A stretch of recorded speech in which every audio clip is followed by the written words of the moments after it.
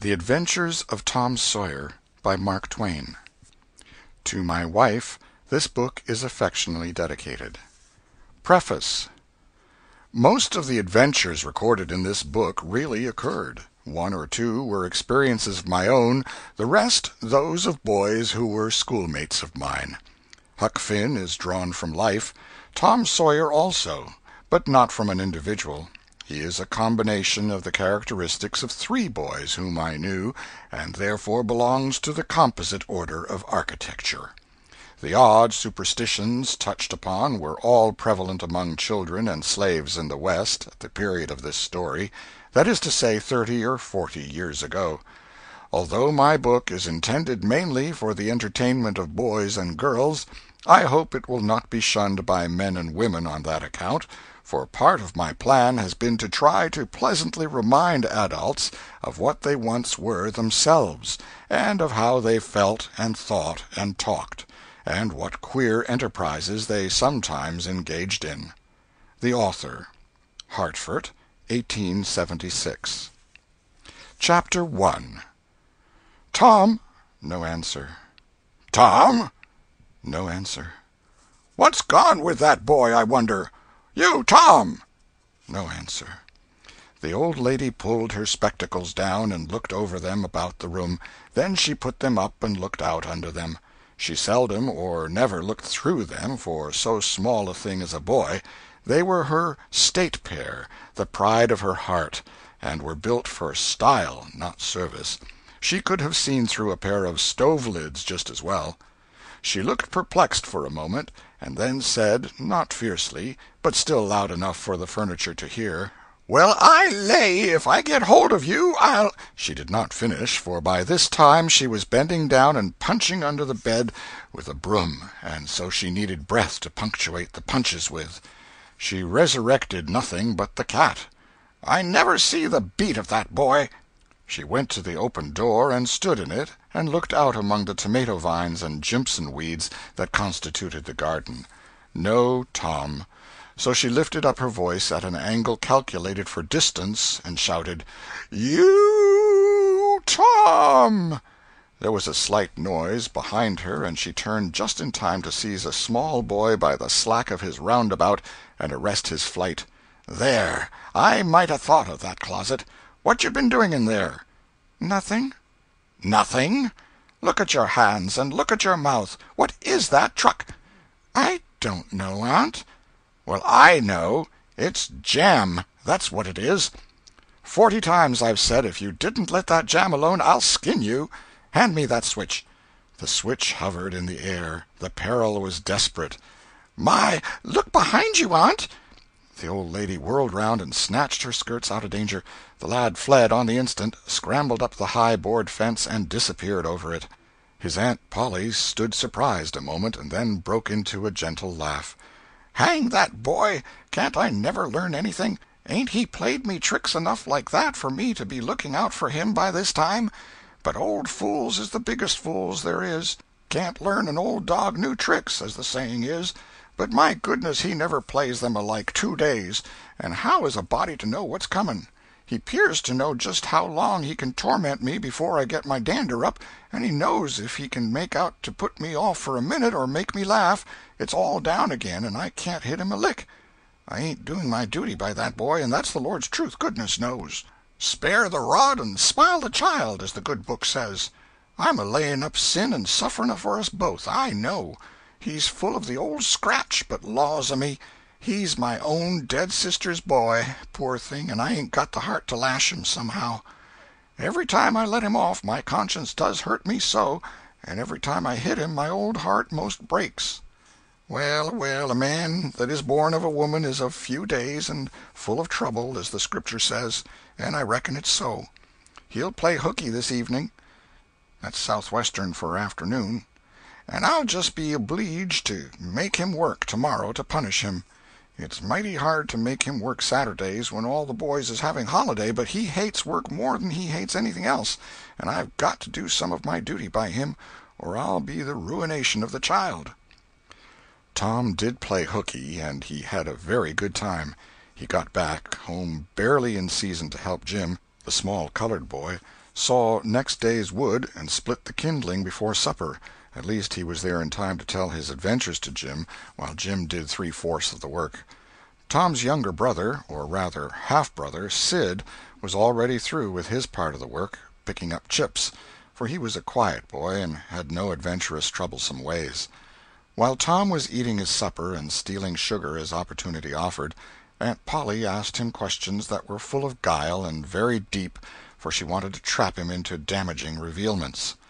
Like many other simple-hearted souls, it was her pet vanity to believe she was endowed with a talent for dark and mysterious diplomacy, and she loved to contemplate her most transparent devices as marvels of low cunning. Said she, "Tom, it was middling warm in school, wasn't it?" "Yes'm." "Powerful warm, wasn't it?" "Yes'm." "Didn't you want to go in a-swimming, Tom?" A bit of a scare shot through Tom, a touch of uncomfortable suspicion. He searched Aunt Polly's face, but it told him nothing. So he said, "No'm, well, not very much." The old lady reached out her hand and felt Tom's shirt, and said, "But you ain't too warm now, though." And it flattered her to reflect that she had discovered that the shirt was dry without anybody knowing that that was what she had in her mind. But in spite of her, Tom knew where the wind lay now, so he forestalled what might be the next move. "Some of us pumped on our heads. Mine's damp yet, see?" Aunt Polly was vexed to think she had overlooked that bit of circumstantial evidence and missed a trick. Then she had a new inspiration. "Tom, you didn't have to undo your shirt collar where I sewed it, to pump on your head, did you? Unbutton your jacket."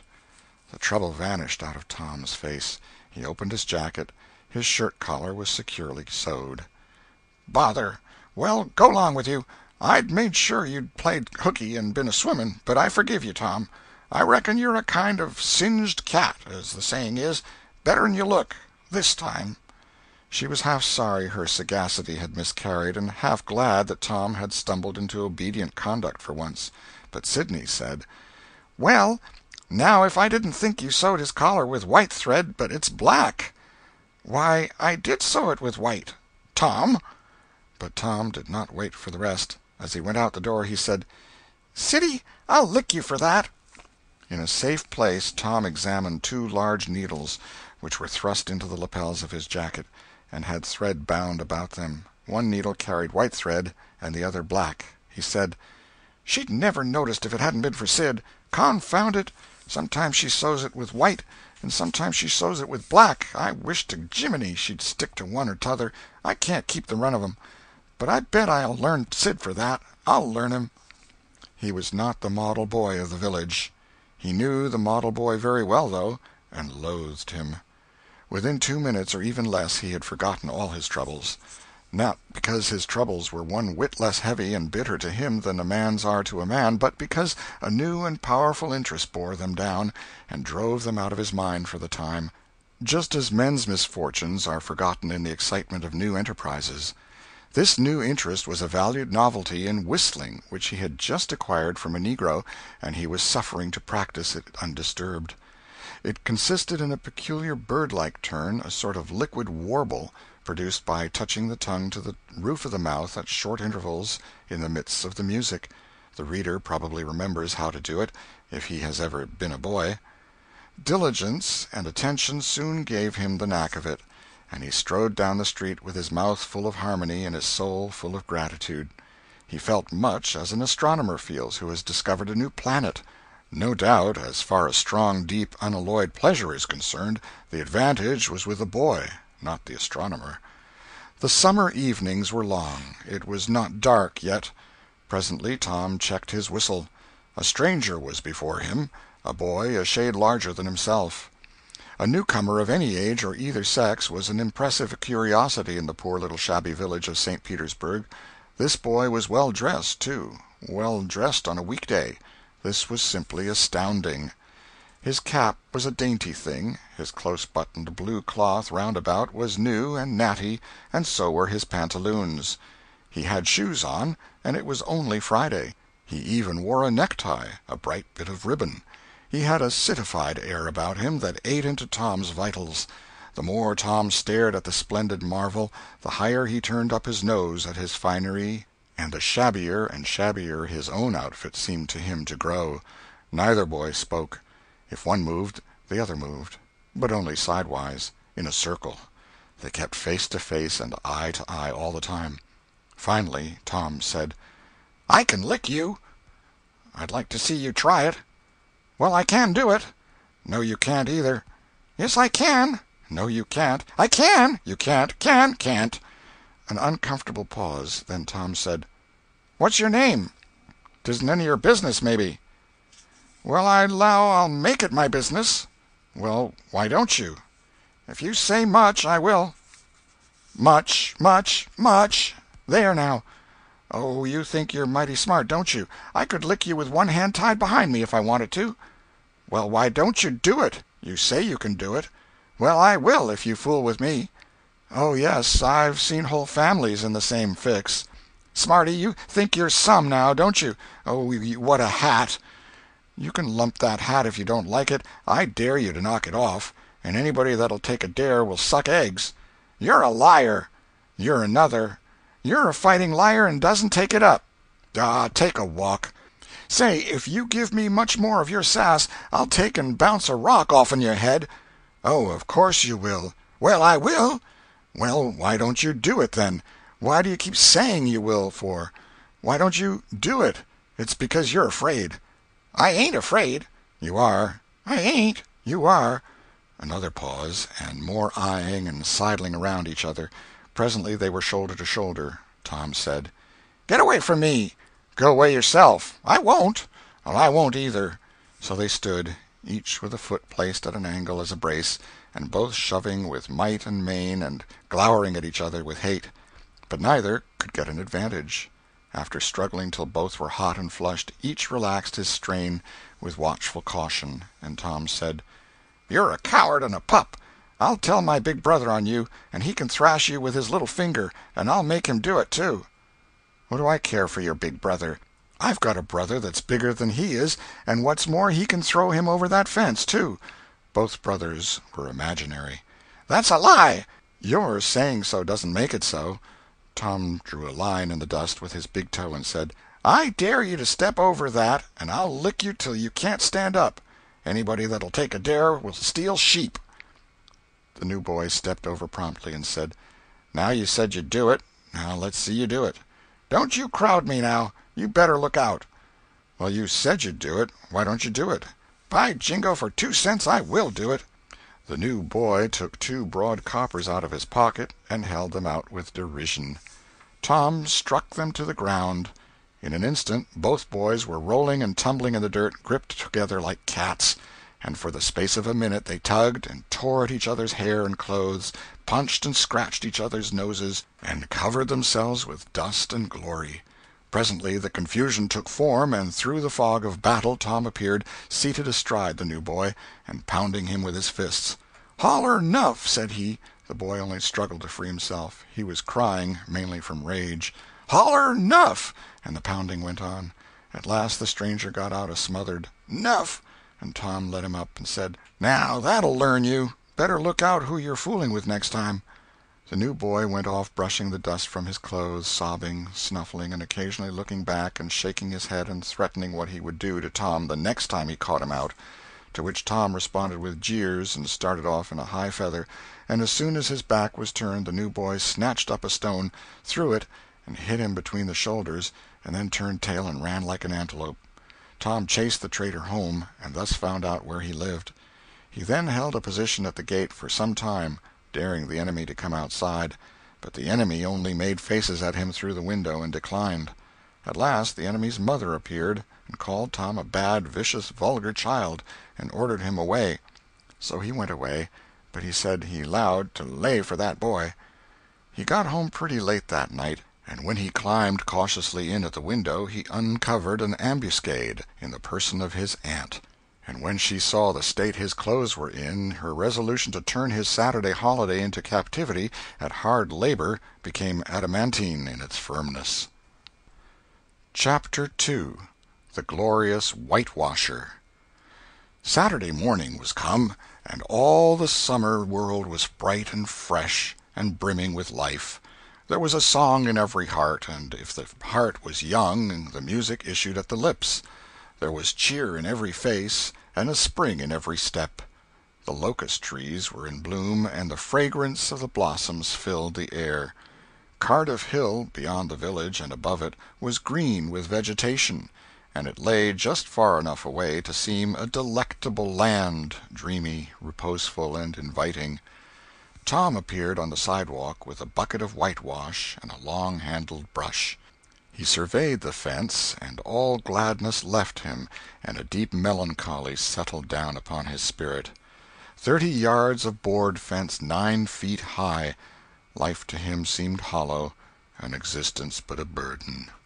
Sighing, he dipped his brush and passed it along the topmost plank, repeated the operation, did it again, compared the insignificant whitewashed streak with the far-reaching continent of unwhitewashed fence, and sat down on a tree-box discouraged. Jim came skipping out at the gate with a tin pail and singing "Buffalo Gals."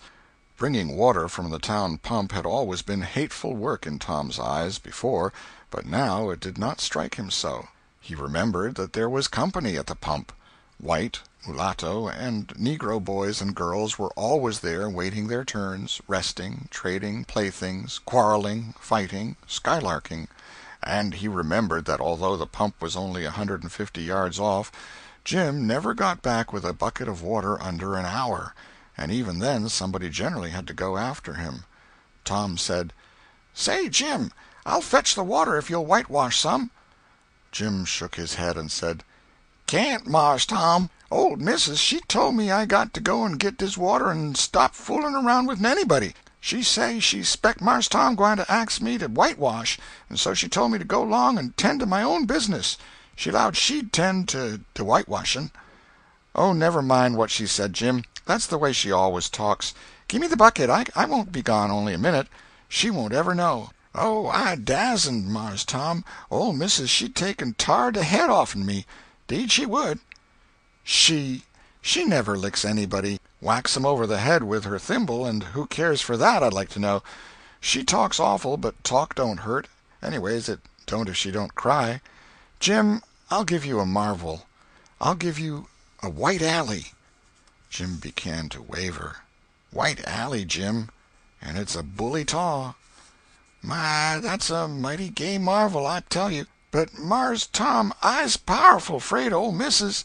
And besides, if you will, I'll show you my sore toe." Jim was only human. This attraction was too much for him. He put down his pail, took the white alley, and bent over the toe with absorbing interest while the bandage was being unwound. In another moment he was flying down the street with his pail and a tingling rear.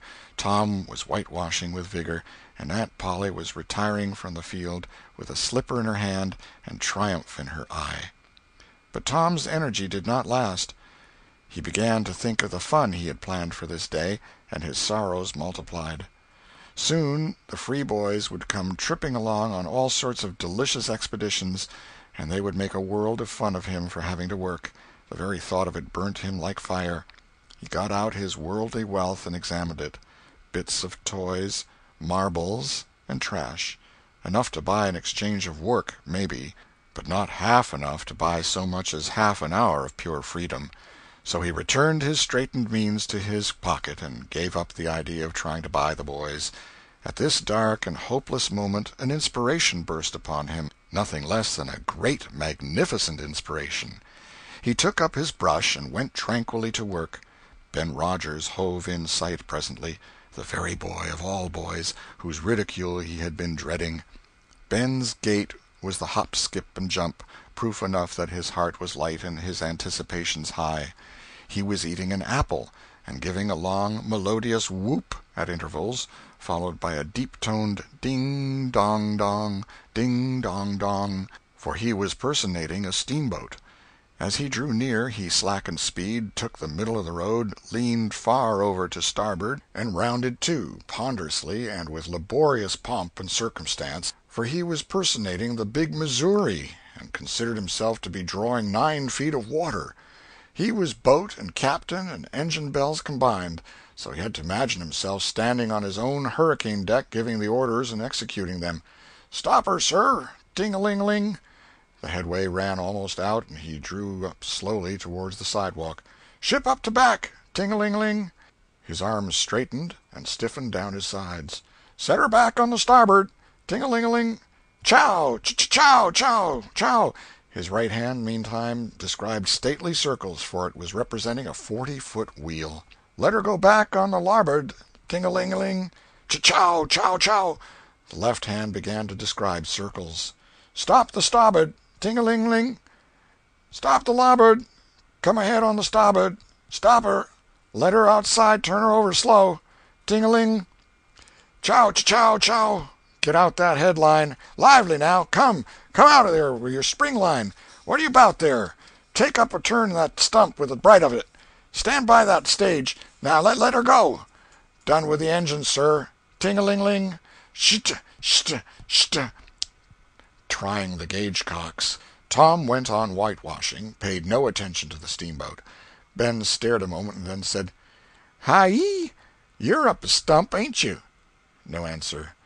Tom surveyed his last touch with the eye of an artist. Then he gave his brush another gentle sweep and surveyed the result as before. Ben ranged up alongside of him. Tom's mouth watered for the apple, but he stuck to his work. Ben said, Hello, old chap. You got to work, eh? Tom wheeled suddenly and said, Why, it's you, Ben. I weren't noticing. Say, I'm going in a-swimming, I am. Don't you wish you could? But of course you'd rather work, wouldn't you? Course you would. Tom contemplated the boy a bit and said, What do you call work? Why, ain't that work? Tom resumed his whitewashing and answered carelessly, Well, maybe it is and maybe it ain't. All I know is it suits Tom Sawyer. Oh, come now, you don't mean to let on that like you like that. The brush continued to move. Like it? Well, I don't see why I oughtn't to like it. Does a boy get a chance to whitewash a fence every day? That put the thing in a new light. Ben stopped nibbling his apple. Tom swept his brush daintily back and forth, stepped back to note the effect, added a touch here and there, criticized the effect again. Ben, watching every move and getting more and more interested, more and more absorbed. Presently he said, Say, Tom, let me whitewash a little. Tom considered, was about to consent, but he altered his mind. No, I reckon it wouldn't hardly do, Ben. You see, Aunt Polly's awful particular about this fence, right here on the street, you know. But if it was the back fence, I wouldn't mind, and she wouldn't. Yes, she's awful particular about this fence. It's got to be done very careful. I reckon there ain't one boy in 1,000, maybe 2,000, that can do it the way it's got to be done. No, is that so? Oh, come now, let me just try. Only just a little. I'd let you if you was me, Tom. Ben, I'd like to, honest Injun, but Aunt Polly, well, Jim wanted to do it, but she wouldn't let him. Sid wanted to do it, and she wouldn't let Sid. Now, don't you see how I'm fixed? If you was to tackle this fence and anything was to happen to it, oh, shucks, I'll be just as careful. Now let me try. Say, I'll give you the core of my apple.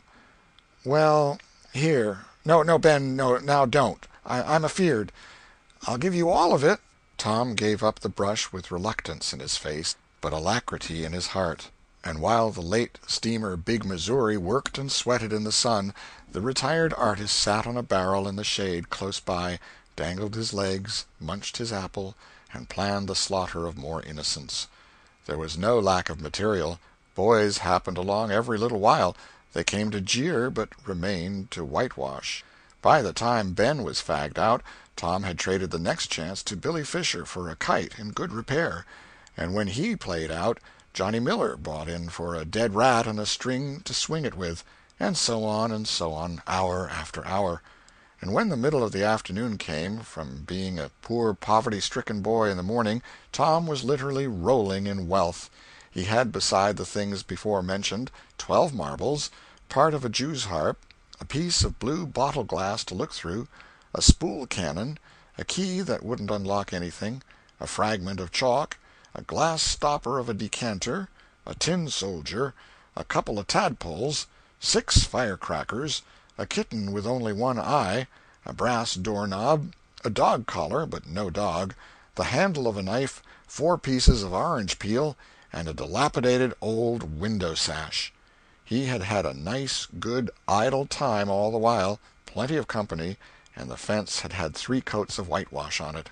If he hadn't run out of whitewash, he would have bankrupted every boy in the village.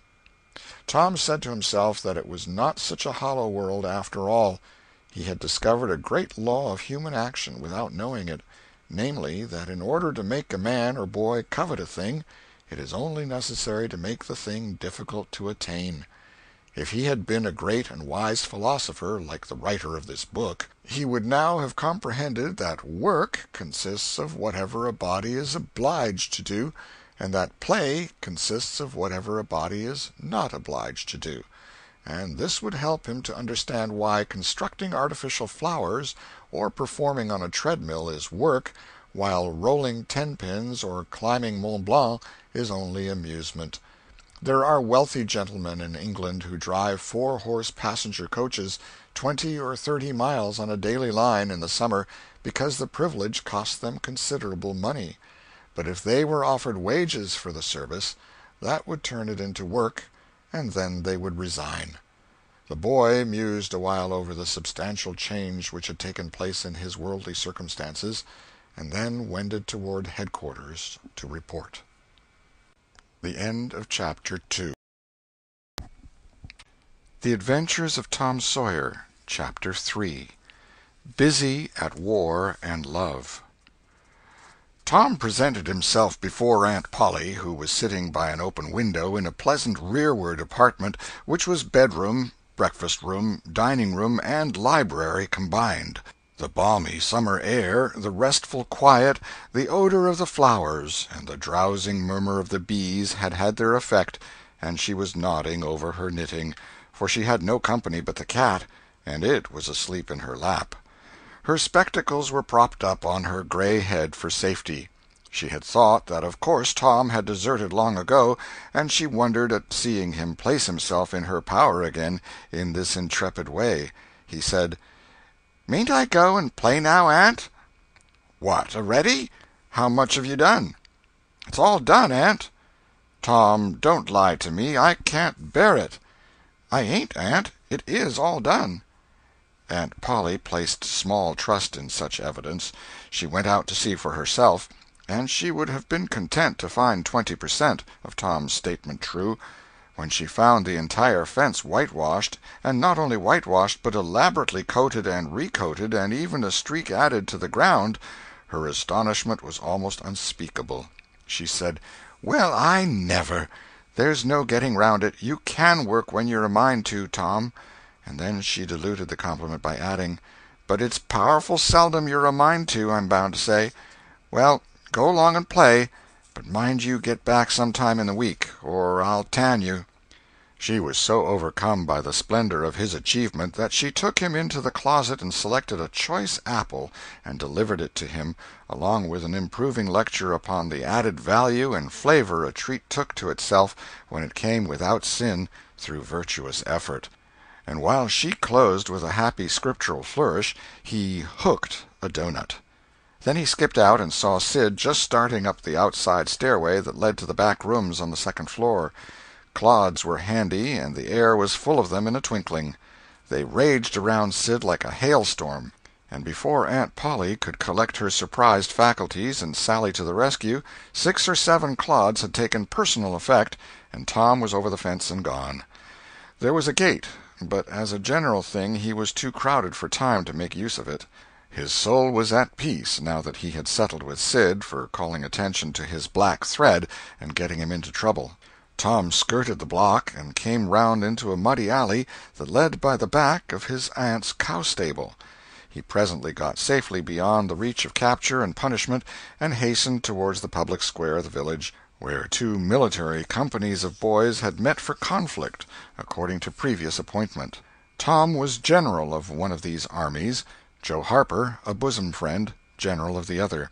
These 2 great commanders did not condescend to fight in person, that being better suited to the still smaller fry, but sat together on an eminence and conducted the field operations by orders delivered through aide-de-camp. Tom's army won a great victory, after a long and hard-fought battle. Then the dead were counted, prisoners exchanged, the terms of the next disagreement agreed upon, and the day for the necessary battle appointed, after which the armies fell into line and marched away, and Tom turned homeward alone. As he was passing by the house where Jeff Thatcher lived, he saw a new girl in the garden, a lovely little blue-eyed creature with yellow hair plaited into two long tails, white summer frock, and embroidered pantalettes. The fresh-crowned hero fell without firing a shot. A certain Amy Lawrence vanished out of his heart and left not even a memory of herself behind. He had thought he loved her to distraction. He had regarded his passion as adoration, and behold, it was only a poor little evanescent partiality. He had been months winning her. She had confessed hardly a week ago. He had been the happiest and the proudest boy in the world only 7 short days, and here in one instant of time she had gone out of his heart like a casual stranger whose visit is done. He worshipped this new angel with furtive eye, till he saw that she had discovered him. Then he pretended he did not know she was present, and began to show off in all sorts of absurd boyish ways in order to win her admiration. He kept up this grotesque foolishness for some time, but by and by, while he was in the midst of some dangerous gymnastic performances, he glanced aside and saw that the little girl was wending her way toward the house. Tom came up to the fence and leaned on it, grieving and hoping she would tarry yet a while longer. She halted a moment on the steps and then moved toward the door. Tom heaved a great sigh as she put her foot on the threshold. But his face lit up right away, for she tossed a pansy over the fence a moment before she disappeared. The boy ran around and stopped within a foot or two of the flower, and then shaded his eyes with his hand and began to look down street as if he had discovered something of interest going on in that direction. Presently he picked up a straw and began trying to balance it on his nose, with his head tilted far back, and as he moved from side to side in his efforts he edged nearer and nearer toward the pansy. Finally his bare foot rested upon it, his pliant toes closed upon it, and he hopped away with the treasure and disappeared round the corner. But only for a minute, only while he could button the flower inside his jacket, next his heart, or next his stomach, possibly, for he was not much posted in anatomy, and not hypercritical anyway. He returned now and hung about the fence till nightfall, showing off as before, but the girl never exhibited herself again, though Tom comforted himself a little with the hope that she had been near some window, meantime, and been aware of his attentions. Finally he rode home reluctantly, with his poor head full of visions. All through supper his spirits were so high that his aunt wondered what had got into the child. He took a good scolding about clodding Sid, and did not seem to mind it in the least. He tried to steal sugar under his aunt's very nose, and got his knuckles rapped for it. He said, "Aunt, you don't whack Sid when he takes it." "Well, Sid don't torment a body the way you do. You'd be always into that sugar if I warn't watching you." Presently she stepped into the kitchen, and Sid, happy in his immunity, reached for the sugar bowl, a sort of glorying over Tom which was well nigh unbearable. But Sid's fingers slipped, and the bowl dropped and broke. Tom was in ecstasies. In such ecstasies that he even controlled his tongue and was silent. He said to himself that he would not speak a word, even when his aunt came in, but would sit perfectly still till she asked who did the mischief, and then he would tell, and there would be nothing so good in the world as to see that pet model catch it. He was so brimful of exultation that he could hardly hold himself when the old lady came back and stood above the wreck discharging lightnings of wrath from over her spectacles. He said to himself, "Now it's coming," and the next instant he was sprawling on the floor. The potent palm was uplifted to strike again when Tom cried out, "Hold on, now, what are you belting me for? Sid broke it." Aunt Polly paused, perplexed, and Tom looked for healing pity. But when she got her tongue again, she only said, "Humph!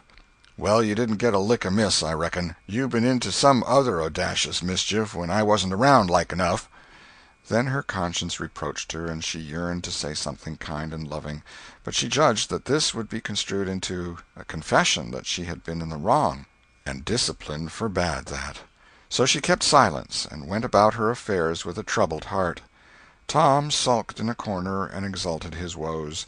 He knew that in her heart his aunt was on her knees to him, and he was morosely gratified by the consciousness of it. He would hang out no signals. He would take notice of none. He knew that a yearning glance fell upon him now and then through a film of tears, but he refused recognition of it.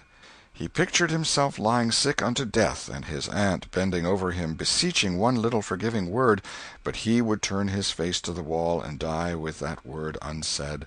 Ah, how would she feel then? And he pictured himself brought home from the river, dead, with his curls all wet and his sore heart at rest. How she would throw herself upon him, and how her tears would fall like rain, and her lips pray God to give her back her boy, and she would never, never abuse him any more. But he would lie there, cold and white, and make no sign, a poor little sufferer whose griefs were at an end.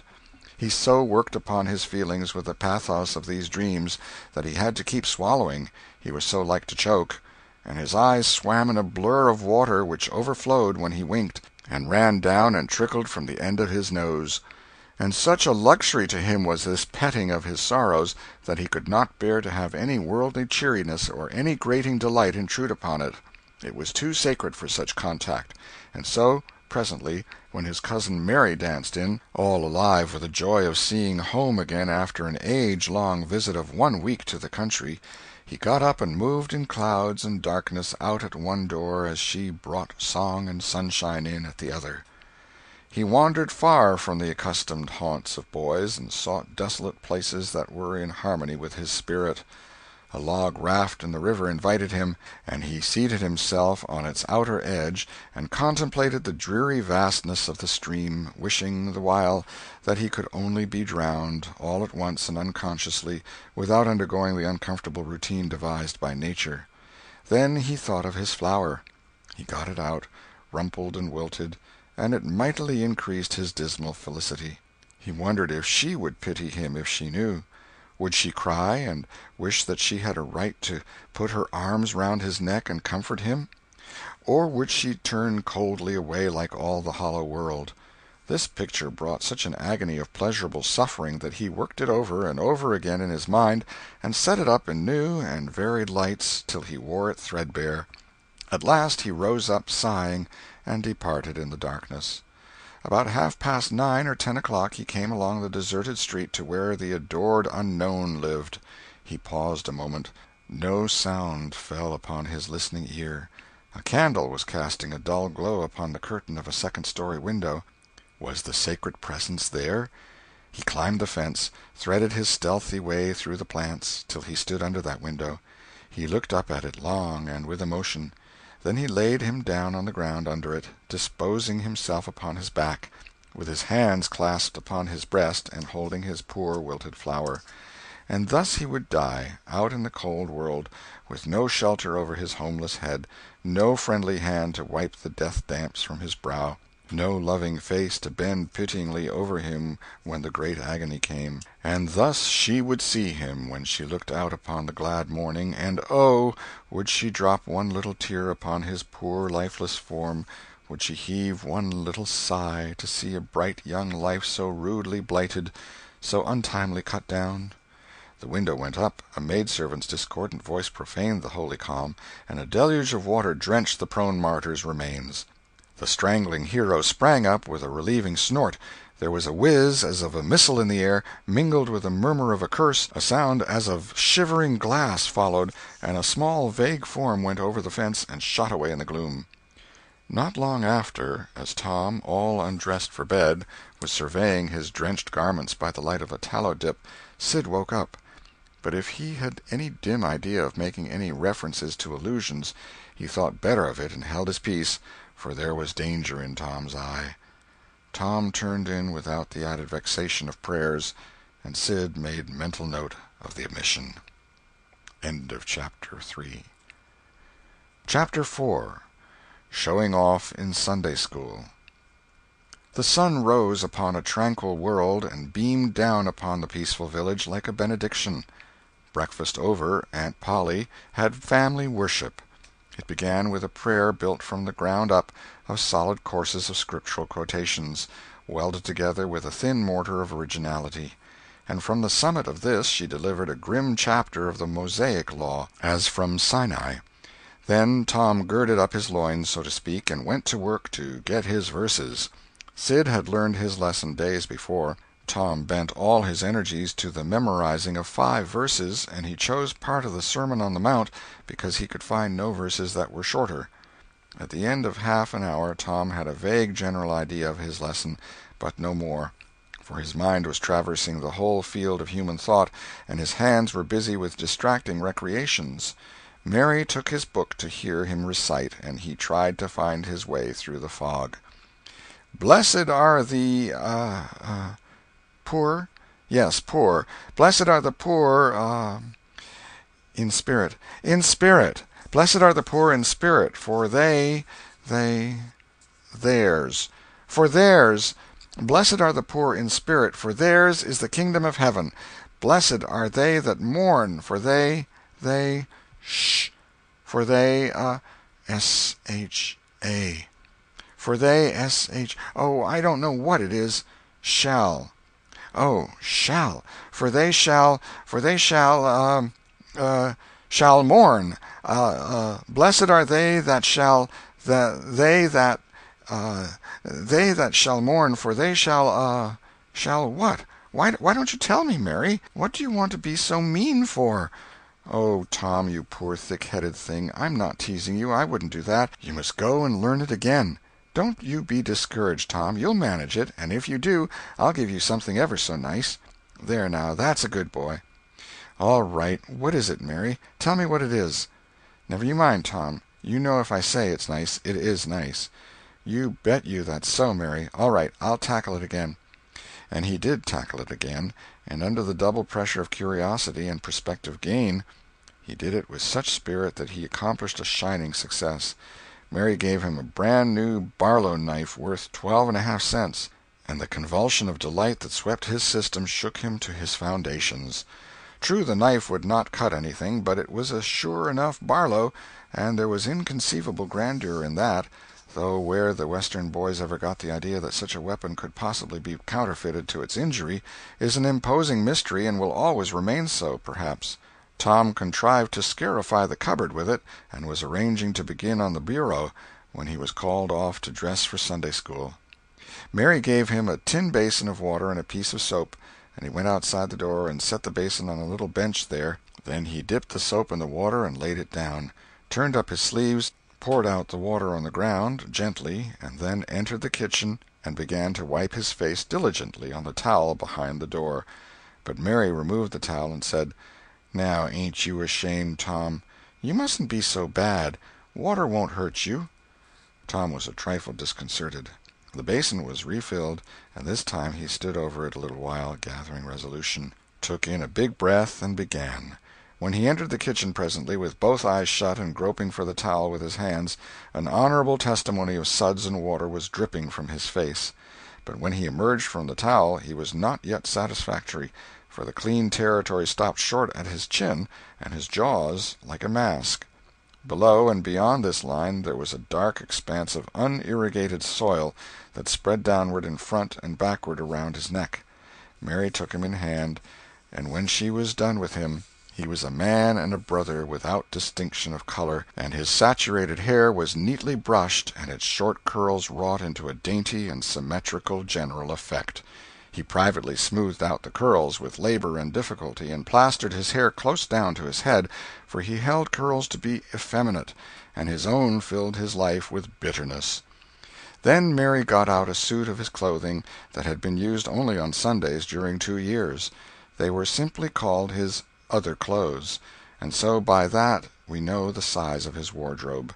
The girl put him to rights after he had dressed himself. She buttoned his neat roundabout up to his chin, turned his vast shirt-collar down over his shoulders, brushed him off, and crowned him with his speckled straw hat. He now looked exceedingly improved and uncomfortable.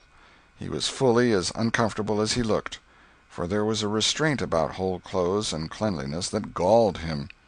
He hoped that Mary would forget his shoes, but the hope was blighted. She coated them thoroughly with tallow, as was the custom, and brought them out. He lost his temper and said he was always being made to do everything he didn't want to do, but Mary said persuasively, "Please, Tom, that's a good boy." so he got into the shoes, snarling. Meri was soon ready, and the three children set out for Sunday school, a place that Tom hated with his whole heart, but Sid and Meri were fond of. Sabbath school hours were from 9 to half-past 10, and then church service. Two of the children always remained for the sermon voluntarily, and the other always remained too, for stronger reasons. The church's high-backed, uncushioned pews would seat about 300 persons. The edifice was but a small, plain affair, with a sort of pine-board tree-box on top of it for a steeple. At the door Tom dropped back a step and accosted a Sunday-dressed comrade. "Say, Billy, got a yaller ticket?" "Yes."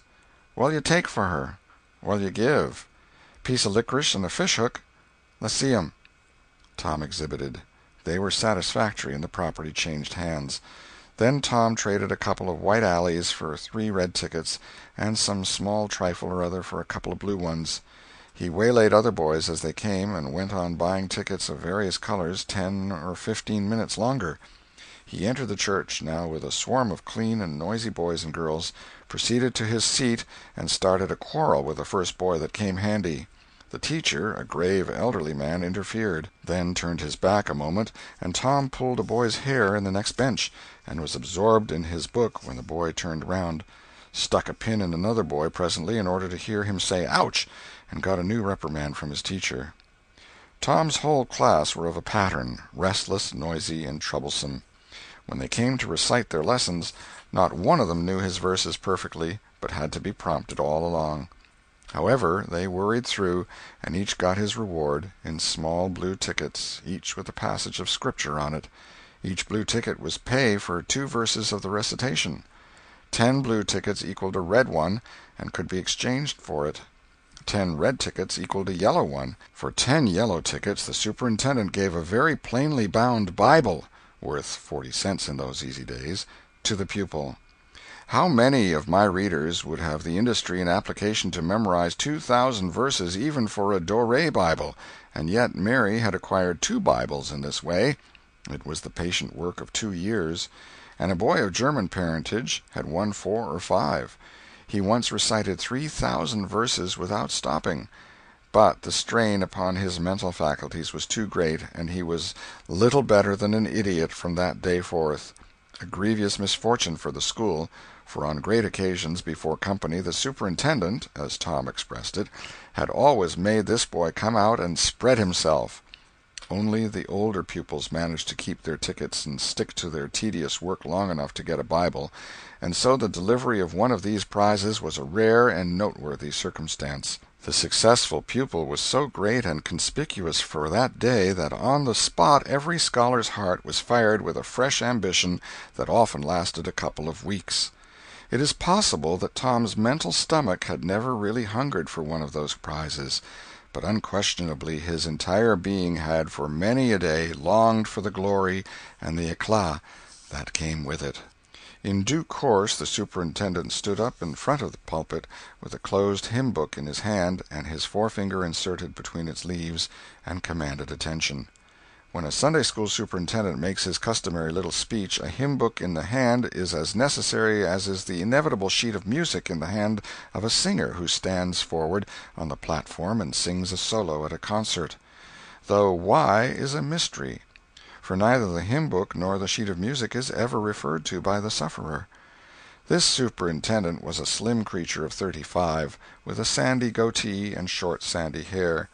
He wore a stiff standing collar whose upper edge almost reached his ears, and whose sharp points curved forward abreast the corners of his mouth, a fence that compelled a straight look-out ahead, and a turning of the whole body when a side view was required. His chin was propped on a spreading cravat, which was as broad and as long as a bank-note, and had fringed ends. His boot-toes were turned sharply up, in the fashion of the day, like sleigh-runners, an effect patiently and laboriously produced by the young men by sitting with their toes pressed against a wall for hours together. Mr. Walters was very earnest of mien, and very sincere and honest at heart, and he held sacred things and places in such reverence, and so separated them from worldly matters, that unconsciously to himself his Sunday-school voice had acquired a peculiar intonation which was wholly absent on week-days. He began after this fashion: Now, children, I want you all to sit up just as straight and pretty as you can and give me all your attention for a minute or two. There, that is it. That is the way good little boys and girls should do. I see one little girl who is looking out of the window. I am afraid she thinks I am out there somewhere, perhaps up in one of the trees making a speech to the little birds. Applausive titter. I want to tell you how good it makes me feel to see so many bright, clean little faces assembled in a place like this, learning to do right and be good, and so forth and so on. It is not necessary to set down the rest of the oration. It was of a pattern which does not vary, and so it is familiar to us all. The latter third of the speech was marred by the resumption of fights and other recreations among certain of the bad boys, and by fidgetings and whisperings that extended far and wide, washing even to the bases of isolated and incorruptible rocks like Sid and Meri. But now every sound ceased suddenly, with the subsidence of Mr. Walters's voice, and the conclusion of the speech was received with a burst of silent gratitude. A good part of the whispering had been occasioned by an event which was more or less rare, the entrance of visitors. Lawyer Thatcher, accompanied by a very feeble and aged man, a fine, portly, middle-aged gentleman with iron-gray hair, and a dignified lady who was doubtless the latter's wife. The lady was leading a child. Tom had been restless and full of chafings and repinings, conscience-smitten, too. He could not meet Amy Lawrence's eye, he could not brook her loving gaze. But when he saw this small newcomer his soul was all ablaze with bliss in a moment. The next moment he was showing off with all his might, cuffing boys, pulling hair, making faces, in a word, using every art that seemed likely to fascinate a girl and win her applause. His exaltations had but one alloy, the memory of his humiliation in this angel's garden, and that record in sand was fast washing out under the waves of happiness that were sweeping over it now. The visitors were given the highest seat of honor, and as soon as Mr. Walters's speech was finished he introduced them to the school. The middle-aged man turned out to be a prodigious personage, no less a one than the county judge, altogether the most august creation these children had ever looked upon, and they wondered what kind of material he was made of, and they half wanted to hear him roar, and were half afraid he might, too. He was from Constantinople, 12 miles away, so he had traveled, and seen the world. These very eyes had looked upon the county courthouse, which was said to have a tin roof. The awe which these reflections inspired was attested by the impressive silences and the ranks of staring eyes. This was the great Judge Thatcher, brother of their own lawyer. Jeff Thatcher immediately went forward to be familiar with the great man and be envied by the school. It would have been music to his soul to hear the whisperings, "Look at him, Jim, he's a-going up there. Say, look, he's a-going to shake hands with him. He is shaking hands with him. By jings, don't you wish you was Jeff?" Mr. Walters fell to showing off, with all sorts of official bustlings and activities, giving orders and delivering judgments, discharging directions here, there, everywhere that he could find a target. The librarian showed off, running hither and thither with his arms full of books, and making a deal of the splutter and fuss that insect authority delights in. The young lady teachers showed off, bending sweetly over pupils that were lately being boxed, lifting pretty warning fingers at bad little boys, and patting good ones lovingly. The young gentlemen teachers showed off with small scoldings and other little displays of authority and fine attention to discipline, and most of the teachers of both sexes found business up at the library by the pulpit. And it was business that frequently had to be done over again 2 or 3 times, with much seeming vexation. The little girls showed off in various ways, and the little boys showed off with such diligence that the air was thick with paper wads and the murmur of scuffling.